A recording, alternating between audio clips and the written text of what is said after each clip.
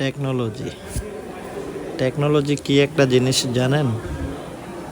এই যে ট্রেনটা যাইতেছে, একটু দেখেন, যে লাইনটা যাইতেছে এখন এই লাইনটা অন্য লাইনে মুভ হয়ে যাবে।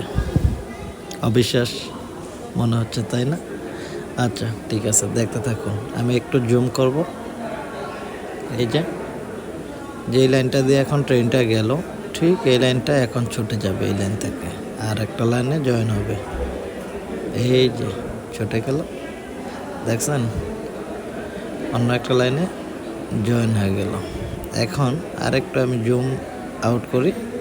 এই যে ট্রেনটা এখন চলে যাবে, ঠিক বিল্ডিংয়ের চাপে চলে গেলে আরেকটা আবার চলে আসবে। এই যে চলে আসলো।